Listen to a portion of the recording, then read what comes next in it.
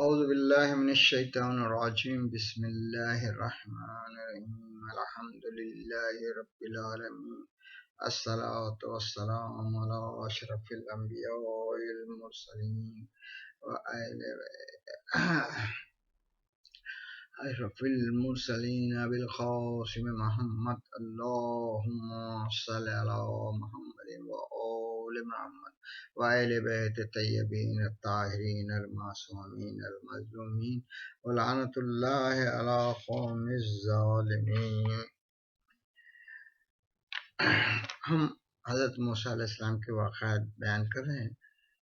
اب یہ ہم جو ہے ان کی جو ہے تو جوانی میں قدم رکھنا اور اس کے بعد جو تو ایک خپتی کو مارنا اور مارنے کے بعد جو تو آپ کا مصر میں رہنے میں جو دشواریاں پیدا ہوئی تھی اس کے بارے میں ذکر کریں. اب حضرت موسیٰ علیہ السلام جو تو کیسا یعنی مخفیانہ طور سے سب کو معلوم نہ ہو اس طریقے سے آپ جو ہے روانہ ہو جاتے ہیں کہاں سے؟ مصر سے. اس کے بارے میں ہم جو ہے تھوڑا واقعات حاصل کریں گے. بسم اللہ الرحمن الرحیم. موسیٰ علیہ السلام کا مخفیانہ مدائن کی طرف روانگی. فرعونیوں میں سے ایک آدمی کے قتل کی خبر شہر میں بڑی تیزی سے پھیل گئی. قرائن سے شاید لوگ یہ سمجھ گئے تھے کہ اس کا قاتل ایک بنی اسرائیل ہے اور شاید اس سلسلے میں لوگ موسیٰ علیہ السلام کا نام بھی لیتے تھے. البتہ یہ قتل کوئی معمولی بات نہ تھی.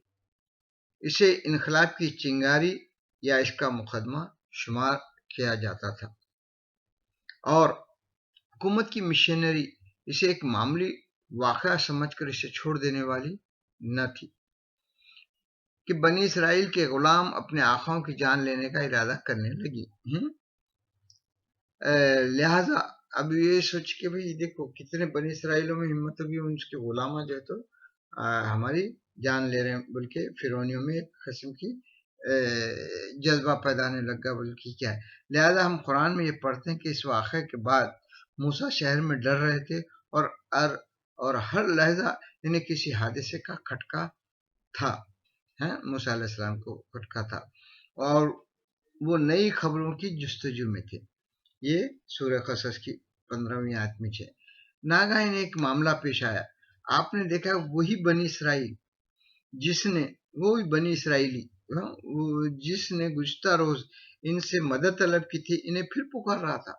وہی جو کل جو جس کی مدد میں آپ آئے اور خپتی کو مار دیتے انہیں پھر پکار رہا تھا اور مدد طلب کر رہا تھا. اور وہ ایک خپتی سے لڑ رہا تھا. لیکن حضرت موسیٰ علیہ السلام نے اس سے کہا کہ تو آشکارا طور پر ایک جاہل اور گمراہ شخص ہے. یہ سورہ قصص کی جو ہے تو 16ویں آیت میں کہ بھئی اے اللہ تعالیٰ یہ جو ہے موسیٰ علیہ السلام بولے کہ تو ایک جاہل اور گمراہ شخص ہے. یعنی تو ہر روز کسی نہ کسی جھگڑ پڑتا ہے اور اپنے لیے مصیبت پیدا کر لیتا ہے اور ایسے کام شروع کر دیتا ہے جن کا ابھی موقع ہی نہیں تھا. کل جو کچھ گزری میں تو ابھی اس کے عواقب کا انتظار کر رہا ہوں اور تو نے وہی کام اثر نو شروع کر دیا. یعنی کل ہی کی پریشانی ابھی جاری تھی کہ اس نے جو تو نیا کام پھر جھگڑا شروع کیا. وہی جو بنی اسرائیلی تھا کل جس نے جھگڑا کرا تھا جس کے مخالف کو آپ نے مارنے کے بعد مر گیا تھا تو یہ پھر جھگڑا کرا. بہرحال وہ ایک مظلوم تھا جو ظالم کے پنجے میں پھنسا ہوا تھا. وہ مظلوم ضرور تھا بنی اسرائیلی خواہ وہ ابتدا اس سے کچھ قصور ہوا ہو یا نہ ہوا ہو مگر وہ ایک مظلوم تھا. اس لیے حضرت موسیٰ کے لیے ضروری ہو گیا کہ اس کی مدد کریں اور اسے اس خپتی کے رحم و کرم پر نہ چھوڑیں. یہ کل جو ہوا تھا وہ یہی واقعہ یعنی پہلے جو ہوا تھا کہ اس کو خپتی کے رحم و کرم پر آپ نے چھڑانے کے لیے اس کا گلا پکڑ کے کھینچے اس کو مارے.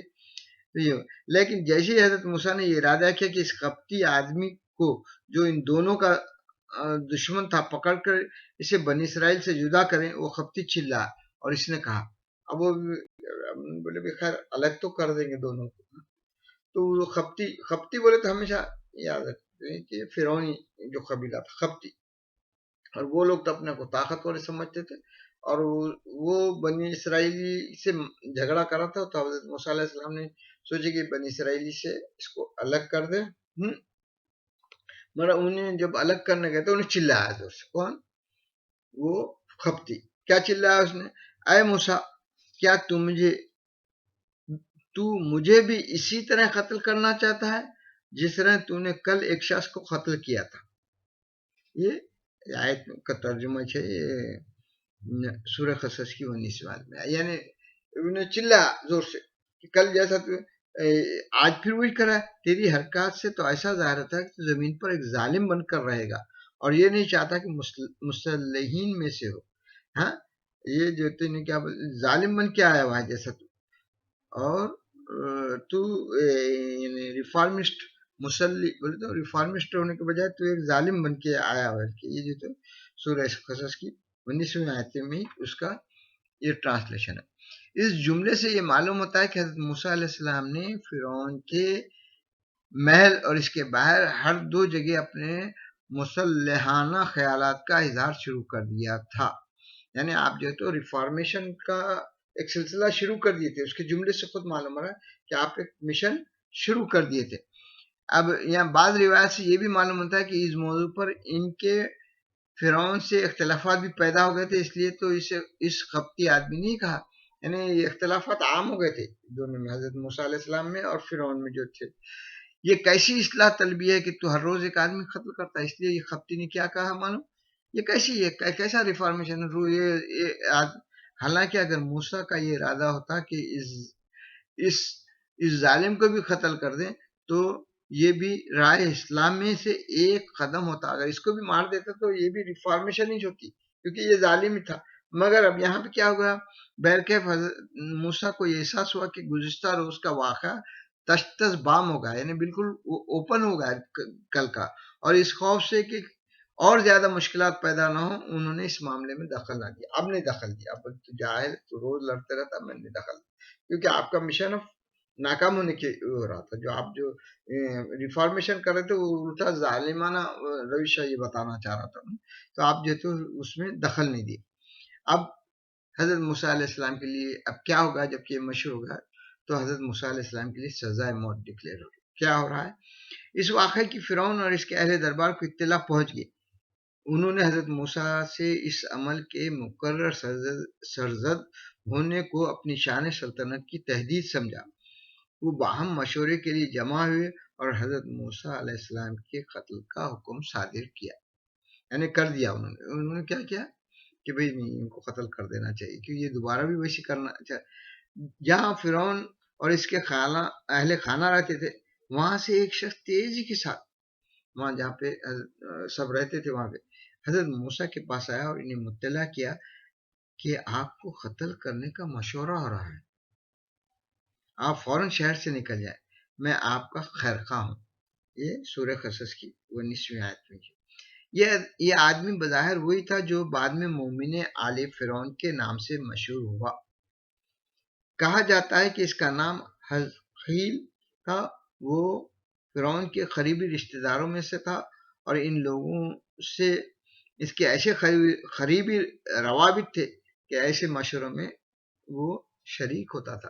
یعنی اتنا جو تو نیرسٹ تھا وہ فرعون کے، مگر اندرونی طور سے مومن تھا اور مومن آل فرعون کہلاتا. تو انہیں جو تو دیکھ لیا کہ یہ لوگ حضرت موسیٰ علیہ السلام کو قتل کرنے کی اب حکم صادر کریں، قتل کرنے والے ہیں. تو وہ جو تو وہاں سے جا کے فوراً حضرت موسیٰ علیہ السلام کے پاس پہنچ کے اس نے بولا اسے فرعون یعنی اسے فرعون کے جرائم اور اس کے کرتوتوں سے بڑا دکھ ہوتا تھا، یعنی مومن علیہ فرعون کو، اور اس انتظار میں تھا کہ کوئی شخص اس کے خلاف بغاوت کرے اور اس کار خیر میں وہ شریک ہو جائے. یعنی کوئی بھی شروع کرے اس کے خلاف یہ جو طاغوت بنا ہوا ہے. بظاہر وہ حضرت موسیٰ علیہ السلام سے یہ آس لگائے ہوئے تھا. اب انہوں نے دیکھا کہ ایک ریفارمسٹ دکھ رہا ہے تو اس سے آس لگائے اور ان کی پیشانی میں من جانب اللہ ایک انقلابی ہستی کی علامات دیکھ رہا تھا.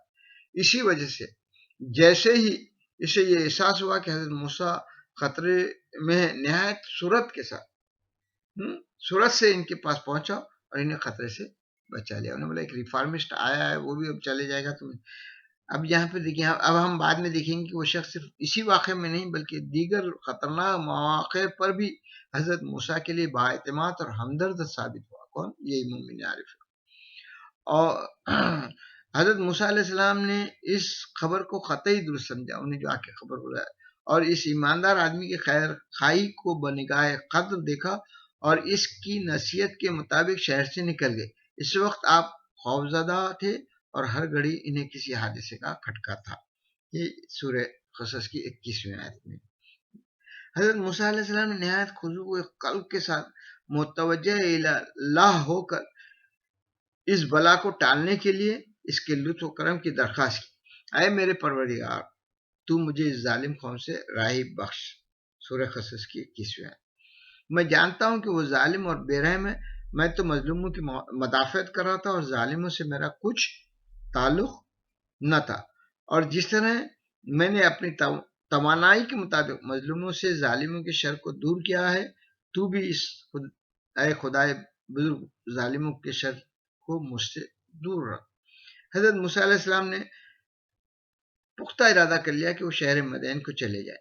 یہ شہر شام کے جنوب، شام جو اب سیریا کہلاتا ہے، سوریا، یہ شہر شام کے جنوب اور حجاز کے شمال میں، حجاز جو اب سعودی عرب کہلاتا ہے، اس کے شمال میں، اور قلمرو مصر و فرعونوں کی حکومت میں شامل نہ تھا۔ یہ جو مدین کا علاقہ، اب یہ مدین کہاں تھا اس کے بارے میں تھوڑا سا ذکر کریں گے، پھر آگے کے اس میں جو تو ایپیسوڈ میں دوسری آگے قسم بتائیں۔ مدین ایک شہر کا نام تھا جس میں حضرت شعیب اور ان کا قبیلہ رہتا تھا۔ یہ شہر خلیج عقبہ کے مشرق میں، یعنی حجاز کے شمال اور شام کے جنوب میں، وہاں کے باشندے حضرت اسماعیل کی نسل سے تھے۔ وہ مصر، لبنان اور فلسطین سے تجارت کرتے تھے۔ آج کل اس شہر کا نام معان ہے۔ بعض لوگ کلمہ مدین کا اطلاق قوم پر کرتے ہیں جو خلیج عقبہ سے کوئی سینا تک سکونت پذیر تھی۔ توریت میں بھی اس قوم کو مدائان کہا گیا۔ خیر یہ جو ہے اس کے بارے میں نقشے کو غور سے دیکھے تو معلوم ہوتا ہے کہ اس شہر کا مصر سے کچھ زیادہ فاصلہ نہیں، اس لیے حضرت موسیٰ علیہ السلام چند روز میں وہاں پہنچ گئے۔ ملک کے اردن کے جغرافیائی نقشے میں جنوب غربی شہر میں ایک شہر معان نام ملتا ہے جس کا محل وقوع ہمارے مذکورہ بالا بیان کے مطابق، لیکن وہ جوان جو محل کے اندر ناز و نام میں پلا تھا، یعنی حضرت موسیٰ محل میں پلے تھے، ایک ایسے سفر پر روانہ ہو رہا تھا جیسے کہ ایسا سفر کبھی زندگی بھر میں پیش نہ آیا تھا۔ ایسے جو تو بیابان میں نکل گئے۔ اس کے پاس نہ زیادہ راہ تھا، نہ کچھ کھانے ٹفن وغیرہ کچھ نہیں تھا، نہ توشہ سفر تھا، نہ کوئی سواری تھی، نہ رفیق راہ، نہ کوئی راستہ بتانے والا۔ ہر دم یہ خطرہ لاحق تھا کہ حکومت کے اہلکار اس تک پہنچ جائیں اور پکڑ کے قتل کر دے۔ اس حالت میں ظاہر ہے کہ حضرت موسیٰ علیہ السلام کا کیا حال ہوگا، لیکن حضرت موسیٰ علیہ السلام کے لیے مقدر ہو چکا تھا کہ وہ سختی اور شدت کے دنوں کے پیچھے چھوڑ دیں، اور قصر فرعون انہیں جس جال میں پھنسانا چاہتا تھا اسے توڑ کر باہر نکل آئے، اور وہ کمزور اور ستم زدہ لوگوں کے پاس رہیں، اس کے درد و غم کا بشدت احساس کریں، اور مستکبرین کے خلاف ان کی منفعت کے لیے بحکم الہی قیام فرمائیں۔